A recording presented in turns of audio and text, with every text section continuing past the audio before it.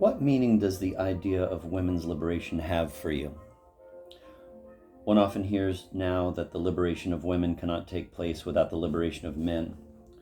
The cliche is true up to a point. Women and men share the same ultimate aim: to gain genuine autonomy, which means participating in and being let alone by a society that is not based on alienation and repression.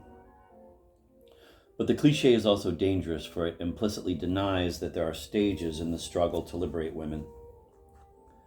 Like many cliches which are true, it disarms thought and pacifies rage.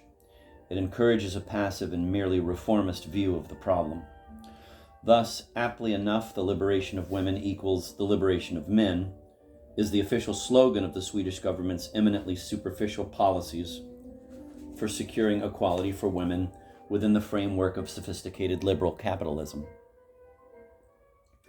To be sure, every human being in this imperfect world stands in need of liberation, masters as well as slaves, oppressors as well as the oppressed.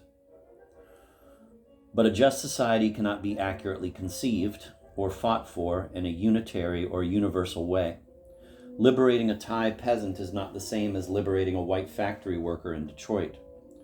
The oppression of women does not, in terms of fundamental structures, resemble the oppression of men. Reasonable sounding as the idea may be, it is simply not true that the liberation of men and the liberation of women are two parts of a reciprocal process. However much men too are deformed psychologically by sexist stereotypes, these stereotypes do confer undeniable privileges on them. Men have a greater range of behavior available to them than women have, and they have considerably more mobility in the world. Simply consider the fact that in most places she might go in, quote, the world, end of quote, a woman alone risks rape or physical violence. Basically, a woman is only safe at home or when protected by a man. In the most concrete way, in that he needs not always be on guard against predatory assault, a man is always better off than a woman. Men and women are oppressed by other men, but all women are oppressed by all men. Ouch.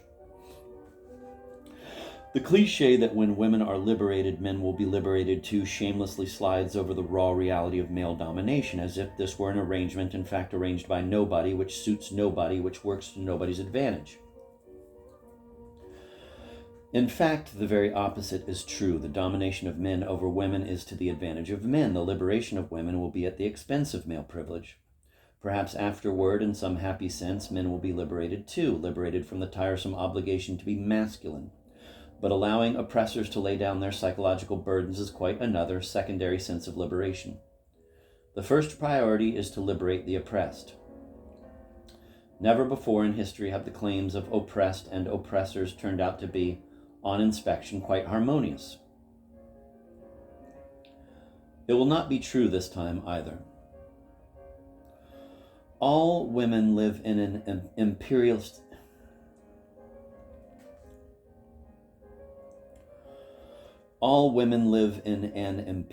situation in which men are colonialists and women are natives. In so-called third world countries, the situation of women with respect to men is tyrannically, brutally colonialist. In economically advanced countries, both capitalist and communist, the situation of women is neo-colonialist. The segregation of women has been liberalized, the use of physical force against women has declined. Men delegate some of their authority, their rule is less overtly institutionalized. But the same basic relations of inferiority and superiority, of powerlessness and power, of cultural overdevelopment and cultural privilege prevail between women and men in all countries.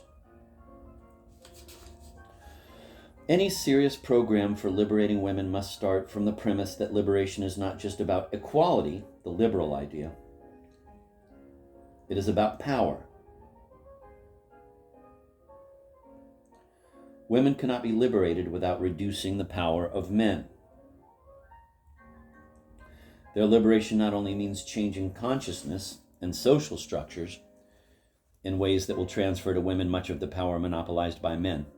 The nature of power itself will thereby change, since throughout history power has itself been defined in sexist terms, being identified with normative, supposedly innate masculine tastes for aggressiveness, and physical coercion, and with the ceremonies and prerogatives of all male groupings in war, government, religion, sport, and commerce. Anything less than a change in who has power and what power is not liberation, but pacification. Changes that are not profound buy off the resentment that threatens established authority. Ameliorating an unstable and too oppressive rule, as when old empires replace colonialist by neo-colonialist forms of exploitation, actually serves to regenerate the existing forms of dominance.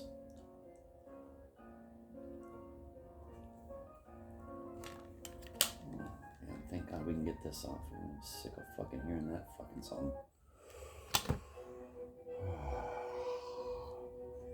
Much prettier landscape as well.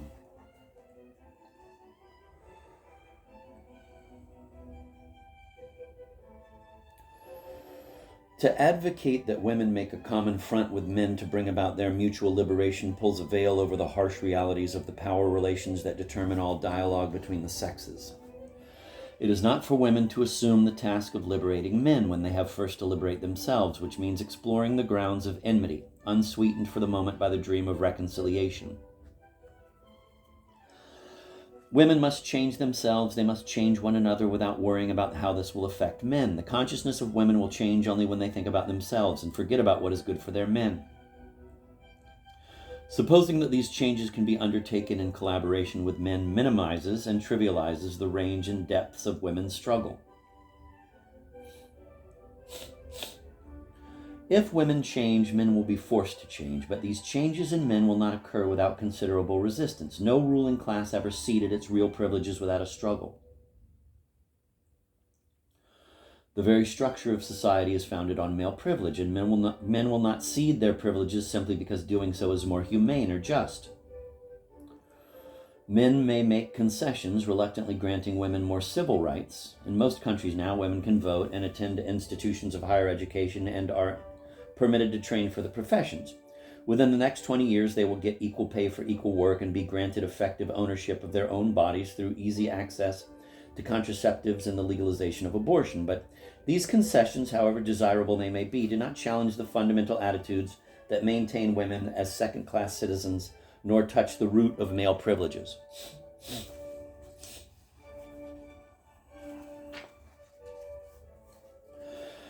A radical, as opposed to a liberal, change in the status of women will abolish the mystique of nature.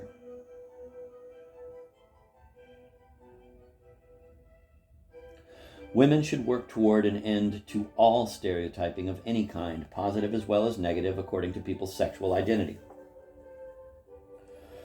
Changing the laws that discriminate against women in specific situations with respect to suffrage, entering into contracts, access to education, and employment is not enough. The forms of work, sexual customs, the idea of family life have to be altered. Language itself, which crudely enshrines the ancient bias against women, cannot remain unaffected. For however advanced our ideas, every time we speak, we continue to affirm the superiority, activity, of men and the inferiority, passivity of women. It is, quote, grammatically correct, end of quote, to assume that agents, active persons, are men. Grammar, the ultimate arena of sexist brainwashing, conceals the very existence of women, except in special situations. Thus, we must say he when we mean a person who might be of either sex. Man is the accepted way to refer to all human beings. Men is the literary way of saying people. As Men in Dark Times, a line from a poem by Brecht and the title of one of Hannah Arendt's books, means people in dark times. Indeed, of the 10 people Arendt writes about in her brilliant Noble book, 2 are women. But one, Isaac Denizen, adopted a male pseudonym, and the other, Rosa Luxemburg, was, as the jacket copy comments coyly, the manliest of them all. The pronoun that substitutes for nouns like student, worker, citizen, artist, public official, athlete, industrialist is he. Language is not, of course, the source of the prejudice that identifies men as the human race and associates most human activities with men only. Language merely expresses the sexist order that has prevailed throughout history.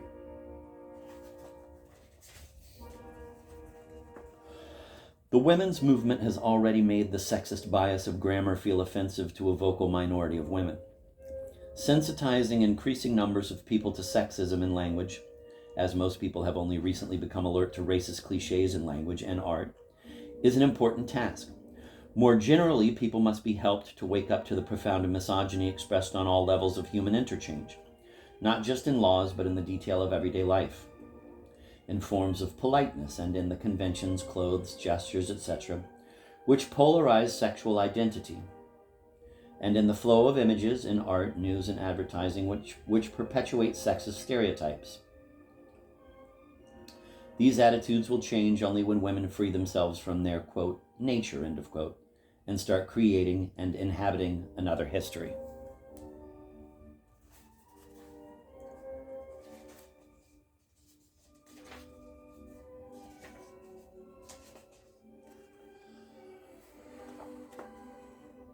Number 2, in the process of liberating women, do you give equal importance to economic liberation and to sexual liberation? The question seems to me to reveal the underlying weakness of the very concept of liberation. Unless made more specific, women's liberation is an empty goal and one which blurs the focus and dilutes the energy of women's struggle. I am not sure that the economic and the sexual are two different kinds of liberation, but suppose that they are, or at least that they can be considered separately. Without more clarity about what women are being liberated from and for, it is meaningless to ask whether both liberations are equally important.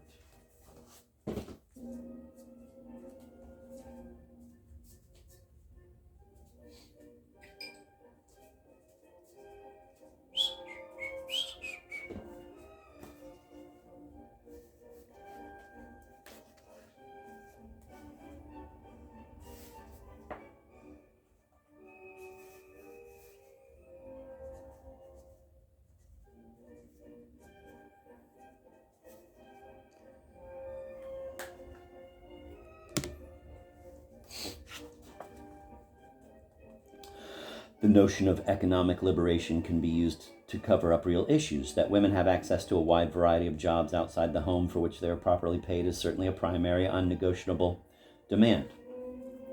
The key to women's psychological and cultural underdevelopment is the fact that most women do not support themselves, neither in the literal, economic, nor metaphoric, psychological, cultural sense. But it is hardly enough for women to secure the possibility of earning money through the opening up of more jobs, through the creation of free facilities for the care of young children. Work must not be merely an option, an alternative to the still more common and normative, quote, career, end of quote, of housewife and mother. It must be expected that most women will work, that they will be economically independent, whether married or not, just as men are. Without work, women will never break the chains of dependence on men, the minimal prerequisite for their becoming fully adult. Unless they work, and their work is usually as valuable as their husbands', married women have not even the chance of gaining real power over their own lives, which means the power to change their lives. The arts of psychological coercion and conciliation, for which women are notorious, flattery, charm, wheedling, glamour, tears, are a servile substitute for real influence and autonomy.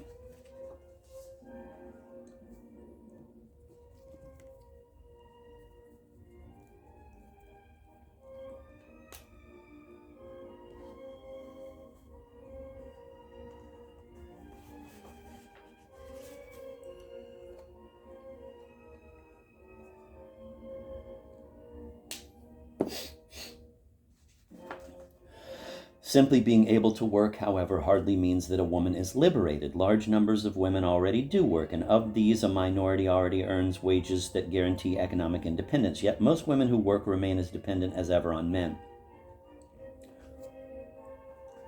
The reason is that employment itself is organized along sexist lines. The colonialized status of women is confirmed and indeed strengthened by the sexist division of labor. Women do not participate gainfully in modern work on the same footing as men. They play a supportive, backup role in the economy. What they do in, quote, the world, end of quote, tends to reproduce their image as, quote, household, end of quote, serving and nurturing creatures. They are considered unfit for large executive responsibilities. Thus, women cannot be said to be economically liberated until they perform all activities now performed by men on the same terms with respect to wages, standards of performance, exposure to risk as men. thereby relinquishing the prerogatives of the fool, the child, and the servant. Their economic liberation is essential not merely to the psychological and moral well-being of individual women.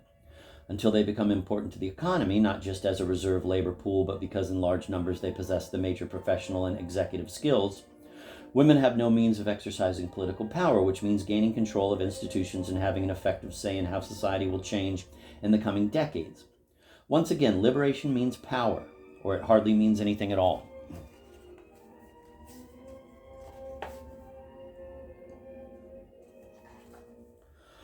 The notion of sexual liberation seems to me even more suspect. The ancient double standard, which imputes to women less sexual energy and fewer sexual desires than men and punishes them for behavior condoned in men, is clearly a way of keeping women in their place. But to demand for women the same privileges of sexual experimentation that men have is not enough, since the very conception of sexuality is an instrument of repression. Most sexual relationships act out the attitudes which oppress women and perpetuate male privilege. Merely to remove the onus placed on the sexual expressiveness of women is a hollow victory if the sexuality they become freer to enjoy remains the old one that converts women into objects. The mores of late urban capitalist society have been for some time, as everyone has noticed, increasingly more permissive, penalizing women much less than before for behaving like sexual beings outside the context of monogamous marriage. But this already freer sexuality mostly reflects a spurious idea of freedom, the right of each person briefly to exploit and dehumanize someone else.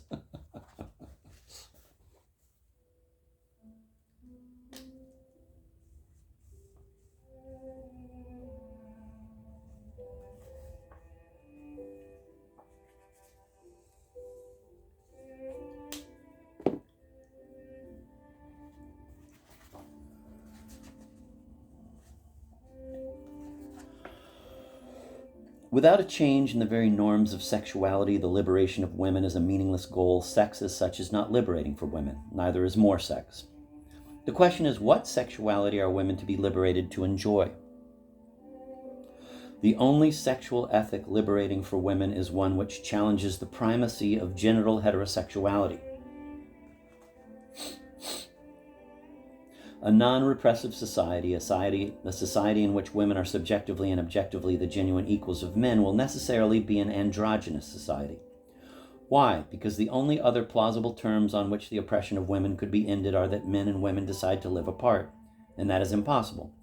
Separatism does remain plausible as a way of putting an end to the oppression of colored peoples by the white race.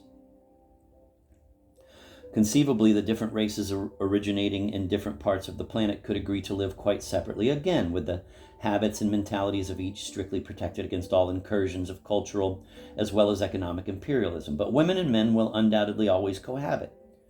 If, therefore, the answer to sexism, unlike racism, is not even conceivably separatism, then defending the distinct moral and aesthetic traditions of each sex, to preserve something equivalent to cultural plurality, and attacking the single standard of intellectual excellence or rationality as male cultural imperialism, to revalidate the unknown and despised women's culture, are misleading tactics in the struggle to liberate women.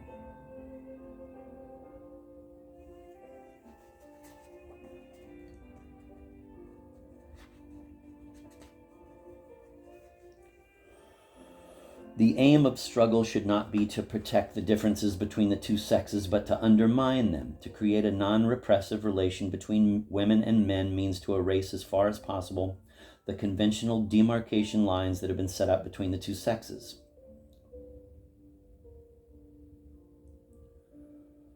To reduce the tension between women and men that arises from otherness. As everyone has noticed, there has been a lively tendency among young people in recent years to narrow and even confuse sex differences in clothes, hairstyles, gestures, taste.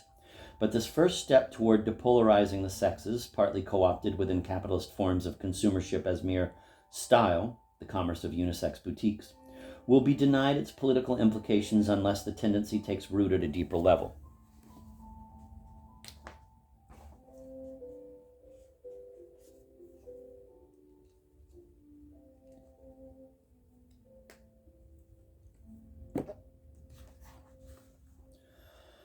The more profound depolarization of the sexes must take place in the world of work and increasingly in sexual relations themselves. As otherness is reduced, some of the energy of sexual attraction between the sexes will decline. Women and men will certainly continue to make love and to pair off in couples. But women and men will no longer primarily define each other as potential sexual partners. In a non-repressive, non-sexist society, sexuality will, in one sense, have a more important role than it has today. Because it will be more diffused. Homosexual choices will be as valid and respectable as heterosexual choices. Both will grow out of a genuine bisexuality. Exclusive homosexuality, which, like exclusive heterosexuality, is learned, would be much less common in a non-sexist society than it is at present. But in such a society, sexuality will, in another sense, be less important than it is now. Because sexual relations will no longer be hysterically craved as a substitute for genuine freedom and for so many other pleasures, intimacy, intensity, feeling of belonging, blasphemy, which this society frustrates.